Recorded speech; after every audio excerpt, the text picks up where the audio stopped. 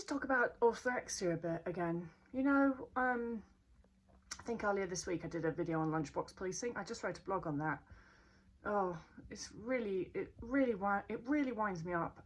It really winds me up. The thought of kids being sent home with notes from their teacher because they have a Milky Bar in their lunchbox. It's just so concerning on so many levels. And I think that it's because, from my point of view, say even if the outcome isn't, and I'm not even talking about full-blown eating disorders in people. What really concerns me is just the lower level sort of orthorexia, that sort of anxiety around, am I eating the right thing, that the vast majority of people sort of over the age of 20 in our population already have. And that is without having had their lunchboxes policed at the age of 6. Now, if you imagine what that's going to be like for kids now that are getting their lunchboxes policed and just giving the impression that what you're having is bad. You know, when you're a child and you can get really concerned about, oh, is that a bad thing or is that a good thing? You know, your little brain just picks up on things like that. And imagine being sent home with your teacher, with a note from your teacher, of your parents saying that something bad had happened in your lunchbox, and you'd be so confused about it. You wouldn't really know what it was, and you'd have to have that explained to you. And then it'll probably cause you to worry a bit, because as a child, you wouldn't necessarily even put together, what is it that I did wrong? And you just start to have anxiety in general about your lunchbox and what you're eating. And then how that would develop into being a teenager and then an adult, because then you get all of the other peer-related stuff piling on top of that, negative body image. And then when you get to that age and you're associating eating foods like chocolate and sweets with the weight gain, because you've already been given that impression at the age of 6 that that's what's going to happen. I'm just almost really interested to see what is going to be the future of orthorexic thinking and the sort of neuroses and the anxiety disorders that develop from all of this. And it's just so ironic, because all of it, I do believe that people that are putting forward these types of policies, like teachers that are policing lunchboxes, they believe that they are acting in health, which is the biggest irony in the world. Anyway, that's not what I necessarily wanted to talk about.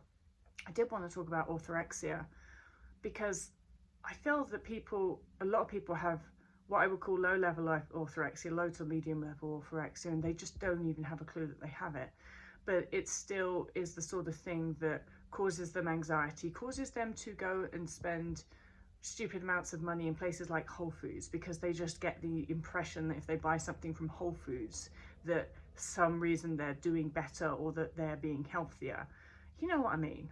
That sort of low level, like people just assuming like I'm doing a good thing because I'm buying something from Whole Foods. And then that moves on to, say for example, kale. Nothing against kale, nothing against kale. Can't say I love it, but whatever, if it's there, if it's in something, I'll eat it. I don't mind kale. But I feel that the whole sort of thing about whenever kale was that kale got promoted, because I don't think I ever heard about kale before I was about 30. So at some point, somebody was like, we should promote kale. Kale is a good thing for people to eat.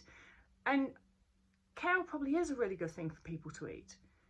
And I guess that even whomever started the kale thing, we should promote kale, they were probably just thinking like, people should just eat kale every now and then, you know.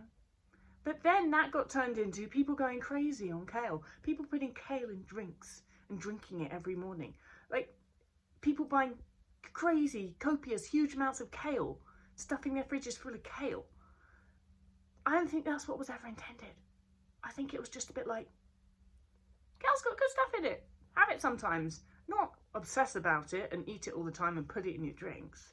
But that's what happens with some people. And that's not going to get... So I do know people that would not be diagnosed or classed with an eating disorder that have things like that, a kind of hang up on things like kale and spinach and juicing.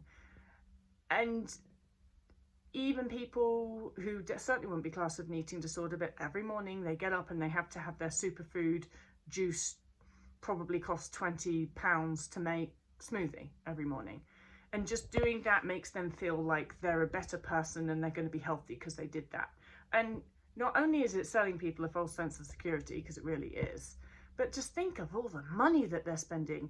It doesn't even taste that nice. The reality is you could probably get up and have a bacon sandwich and be just the same level of health for the rest of your life, but just much happier. So that's really what I want to talk about, because I don't think a lot of people recognize that that sort of thing is actually, it's in them because they've been influenced by diet culture and health food culture and marketing of those things. And I feel that in many people, there's just this little bug in your brain of like, I've got to try and be healthy. I mean, that's not a bad thing, that's a survival thing. But then the marketing of superfoods and so-called health products just taps into that little bug in people's brains of them wanting to try and be healthy and exploits it.